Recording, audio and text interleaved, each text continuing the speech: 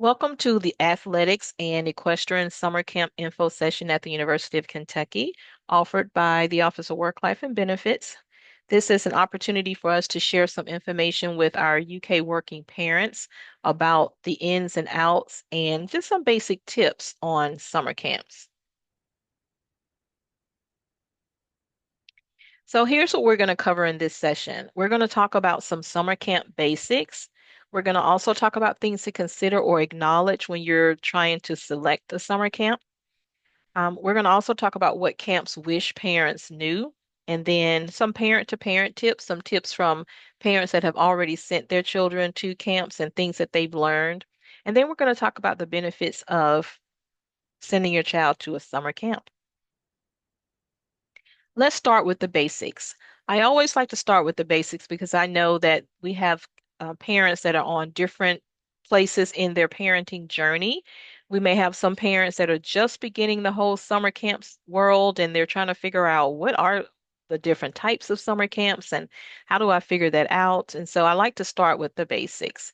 So when we talk about summer camp basics, we just want you to know that there's various types of camps. There's day camps and then there's overnight or residential camps. A day camp is a camp that you send your child to during the day, basically. They come home at the end of the day. An overnight or residential camp is a camp that your child goes to and they spend the night and they stay there. That's a 24-hour camp. It could be several days, it could be a full week, it could be several weeks. And so that's just the difference between the day camp. They go for the day, they come home, the residential overnight, they stay overnight. And then there's the partial day or the full or all day camp. An example of a partial day camp is a camp that may run from 9 a.m. to 12 and just a few hours in one day. And then the all day camp could potentially run from say 8 to 5 or 9 to 5. It's very common for a camp to run from like 9 to 4 or 9 to 5. And then oftentimes those camps will offer like an early drop off or a late pickup. And sometimes there's an additional charge for that, and sometimes there isn't. So, for example, if the camp starts officially at 9 a.m., they may have an option where you can drop your child off as early as 7:30 for an additional cost. So that's just something to note with those all-day camps. And then there's camps that are one day, it literally is just like a one day arts camp, or it could be several days or full week. It's very common for a camp to be a full week. And then also the types of camps. You'll have a camp that's only offered one time in the whole summer, and it may just be offered for 1 week. And if you go to that 1 week, that's it. And then there's camps that are offered several weeks. It could be a repeat of the same camp offered three different times in a summer, or it could just be a, a, a a program like, for example, the YMCA, where they have camp every single week of the summer. So that's, and the 4-H would be an example where the county may take their group 1 week out the summer or 2 weeks if it's a large county. So that's something to note about camps. You could be signing your child up for a camp that's wonderful, but it's only offered for 1 week in the whole summer. And if that's the case, then you're probably going to be looking for additional camps to fill the rest of those weeks. And then, of course, camps, they can be a local camp, regional, or a nationwide camp. When we talk about camp categories, there's pretty much two main categories. There's a general category, which is what we consider our variety camp. In a variety camp, that's where they may offer some indoor and outdoor activities. They may have some sports, they may have some academic base, they may have some group work, independent work, arts, math. I mean, all types of categories, basically. And so, depending on where it's hosted, like the Y, for example, is a good example of a general camp. Because if you sign up for the Y camp, your child is kind of going to do a little bit of a lot of different things. And so a specialty camp is where the focus for that entire camp, whether it's 1 week or several weeks or a couple of days, is on one particular category or one particular topic.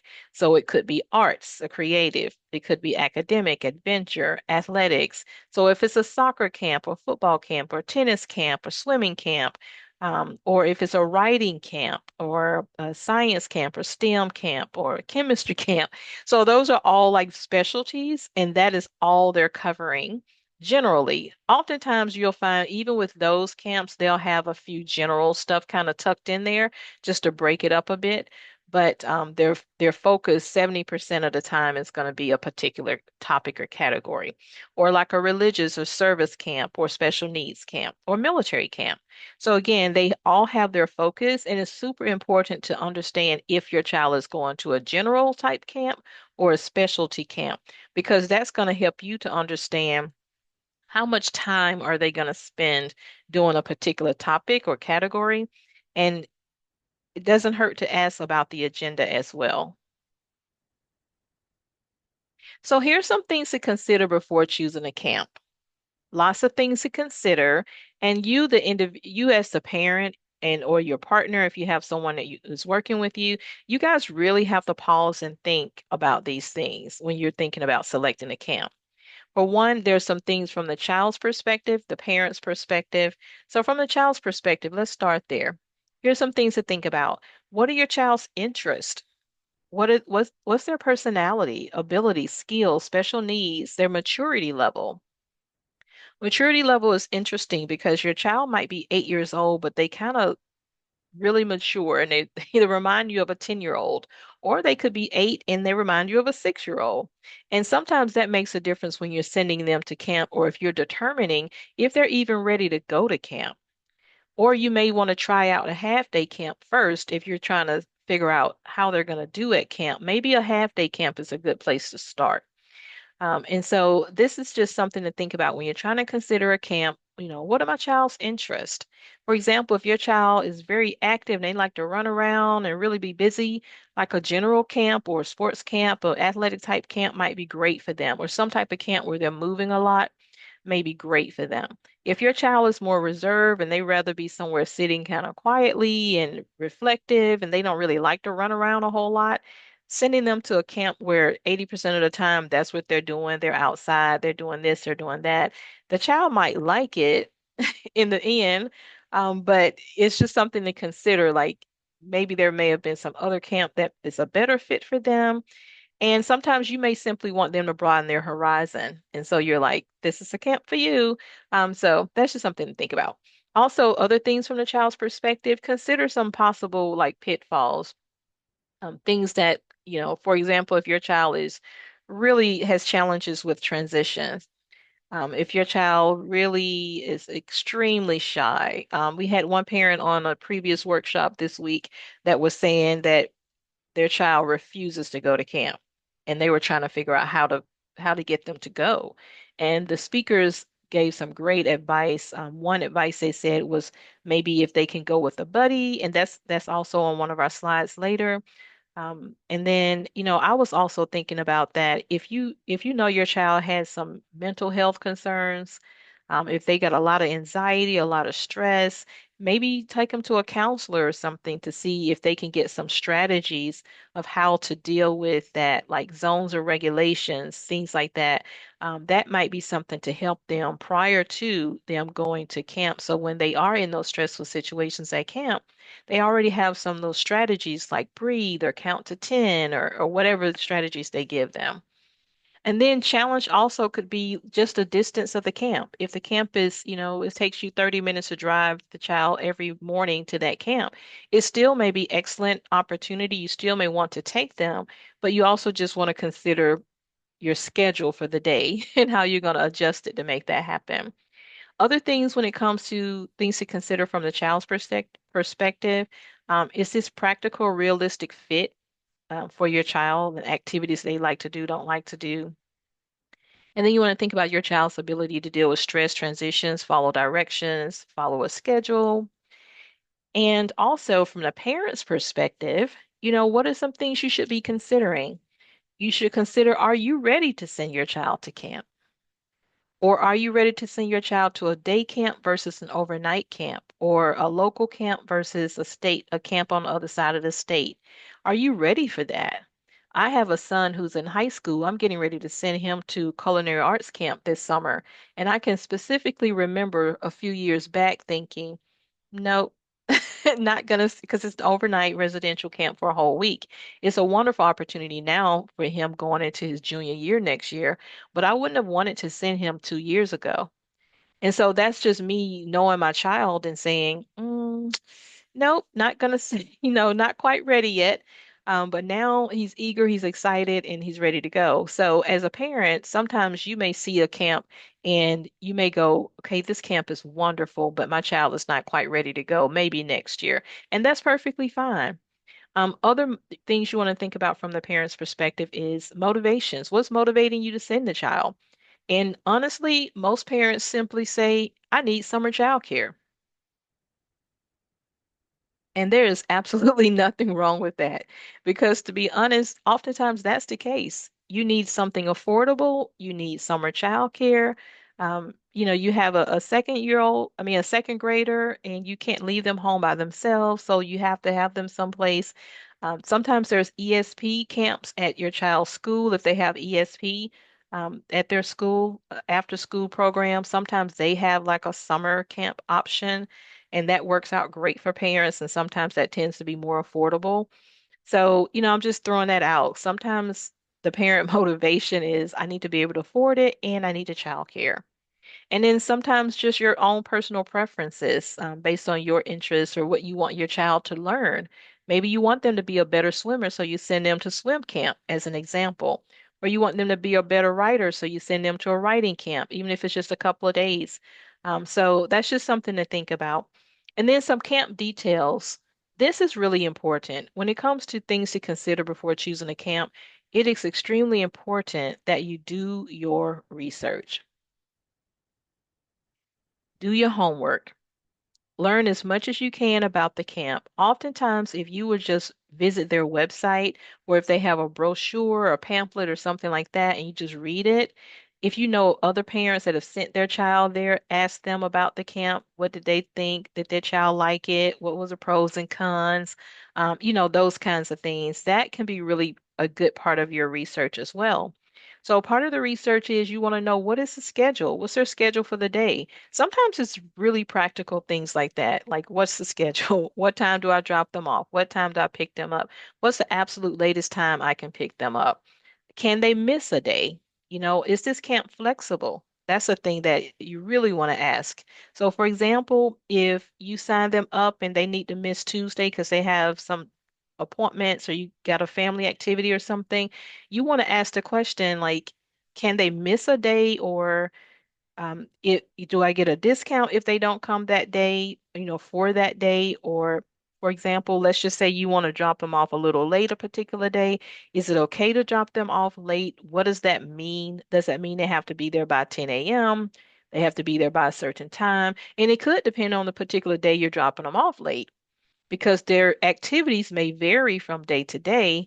And so when you communicate with the camp leaders, you can say on Wednesday, this child has a doctor's appointment and they won't be able to be dropped off until 10:30. Is that okay? They can tell you, okay, here's what we're doing on that day. And at that time, we won't even be here. We're going to be at the pool down the street.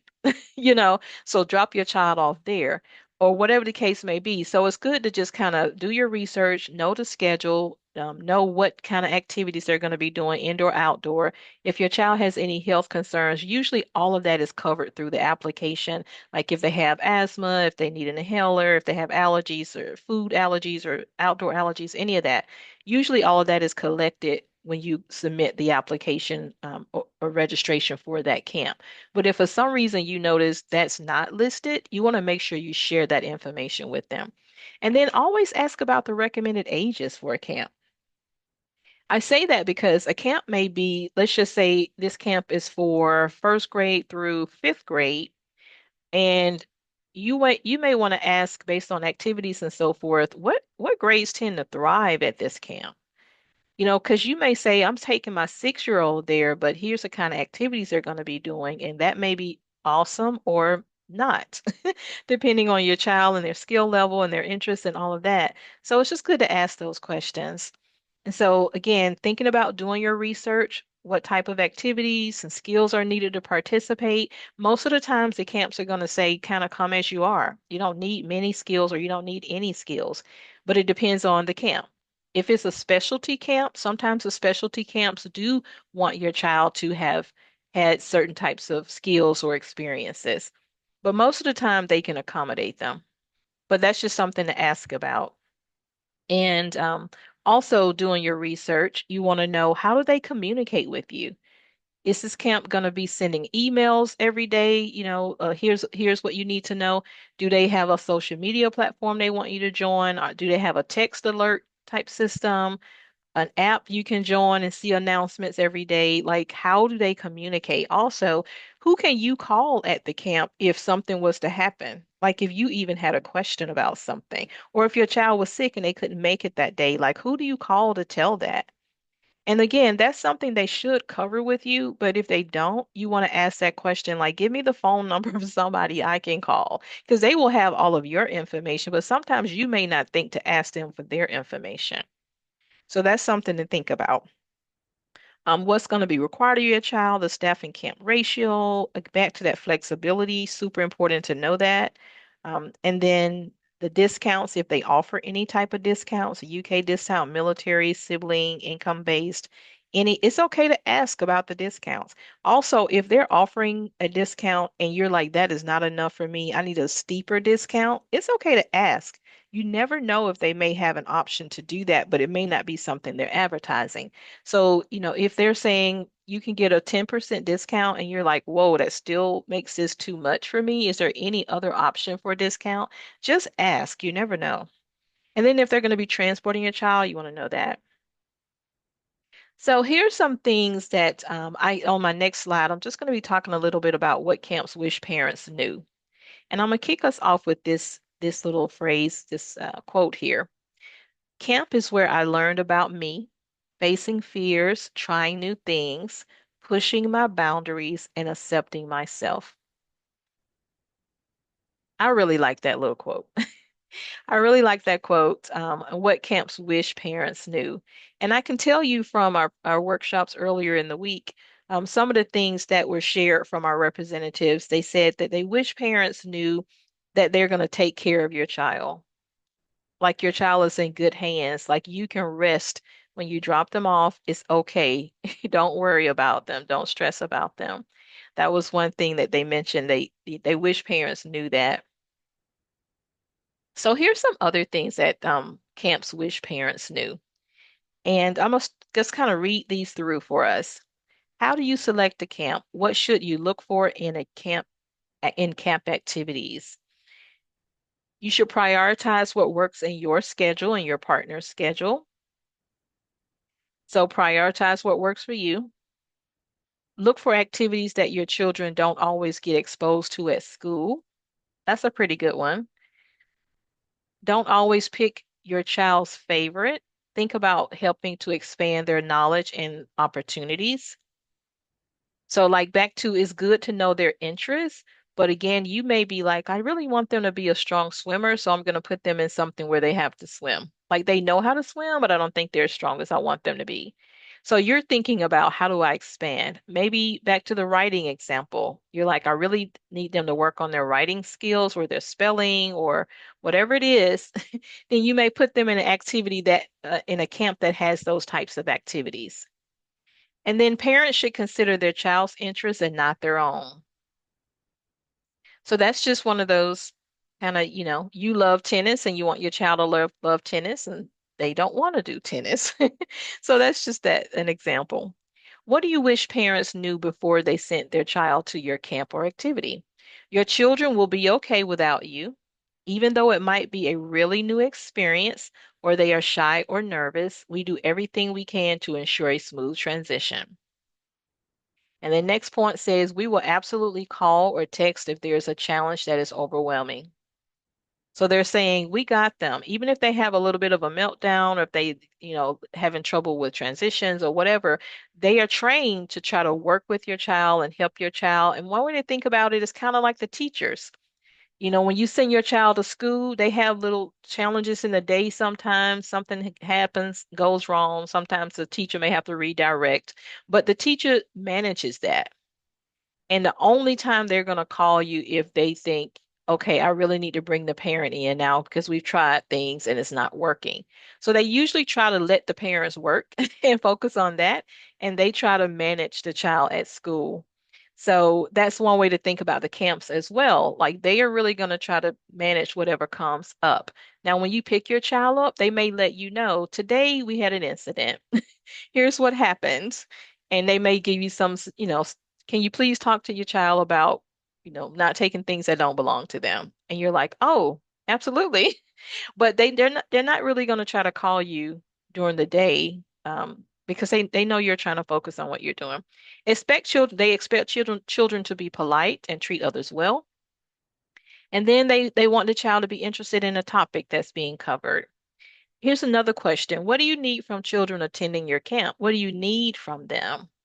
And these couple of reps said the passion and energy to try something new, curiosity and a desire to learn more about all different types. In this case, the topic was science.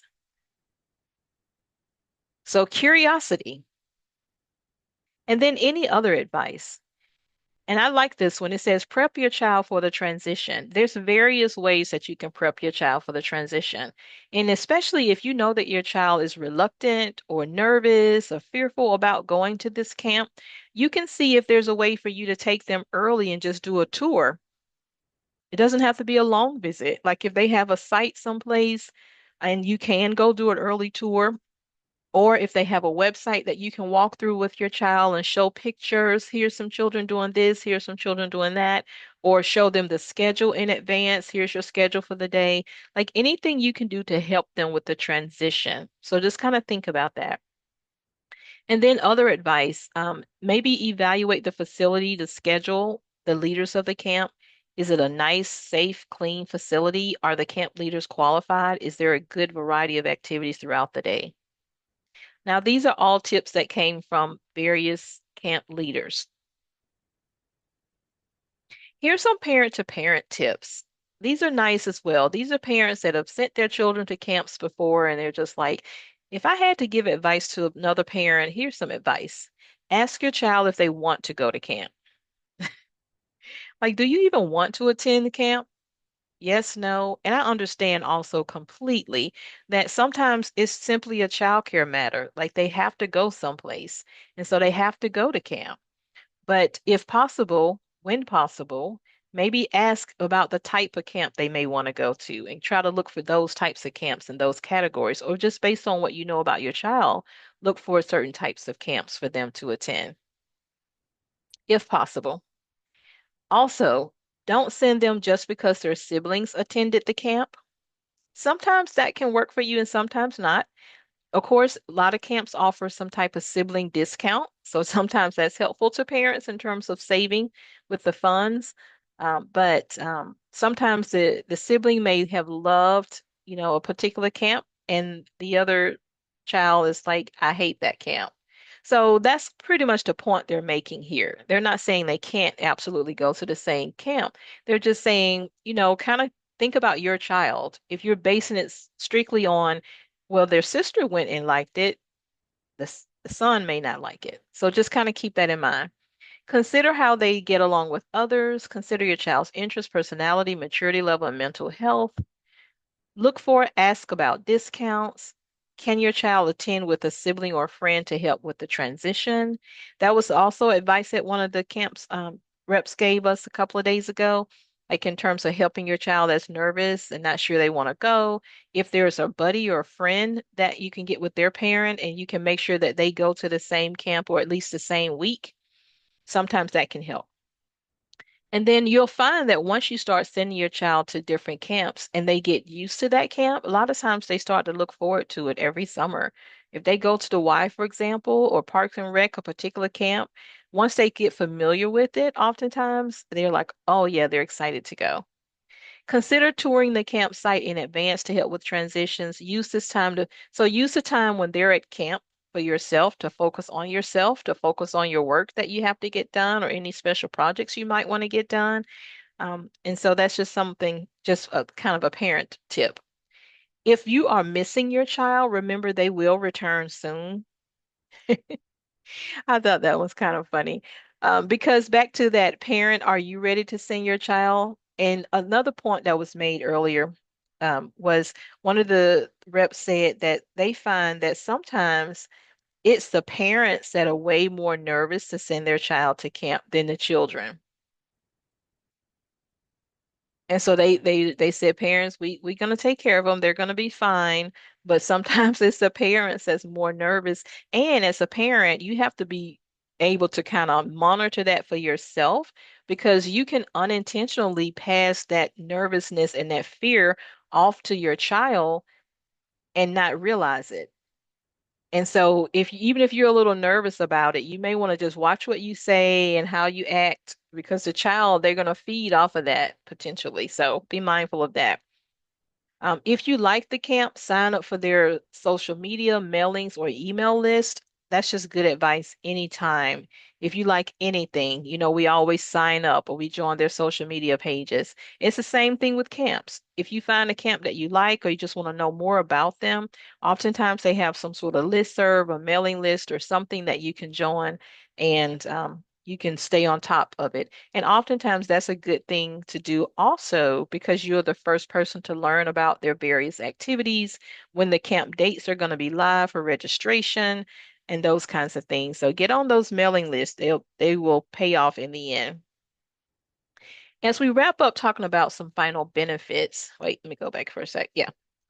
Some final benefits for sending your child to camp. Um, First of all, there's a lot of benefits that's not listed here, but these are just sort of a few top benefits.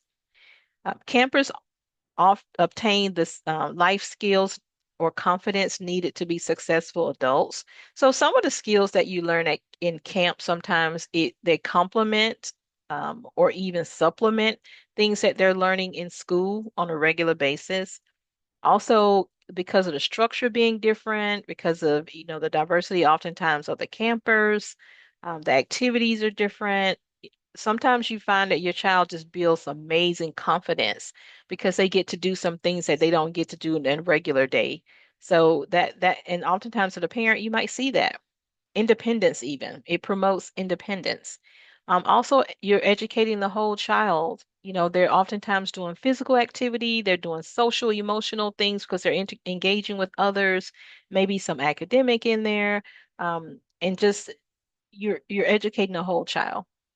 So camps allow kids to unplug from technology. Some parents love this idea. Some camps will even have them not bring their phones or different electronic devices or have them check them in at the beginning of the day and they can only get them like at lunch break or they can only get them at the end of the day or for emergencies, just to help them to unplug.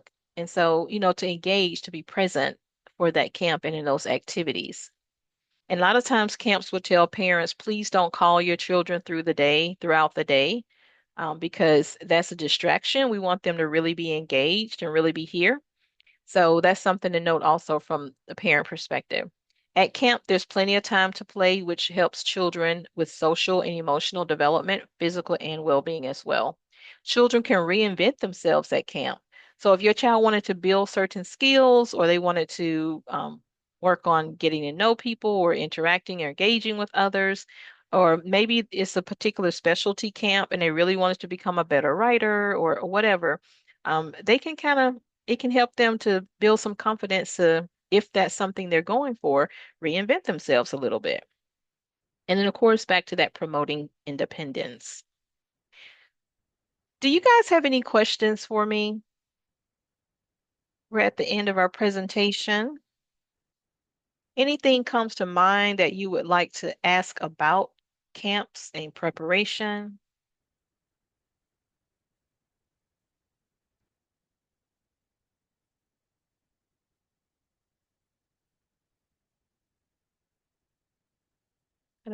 I don't see any questions, so I will just like to thank you for attending. And thank you for being working parents that are seeking the best for your children. I wish you the absolute best as you find the summer camps that work for your children and consider checking out our website with our online UK summer directory. Camps are adding to that all the time, so it grows daily. So if you checked it a week ago, I would check it again today. If you check it today, I would check it again in a week. We have camps just signing up all the time. Also, if you're not a part of our Working Parents Teams group, on our Teams group, we have a Teams channel within the channel where I've been posting different links to various summer camp opportunities that are from camps that may not have signed up on our directory. So I encourage you to go check that out as well. Otherwise, thank you so much for attending and have a fantastic day.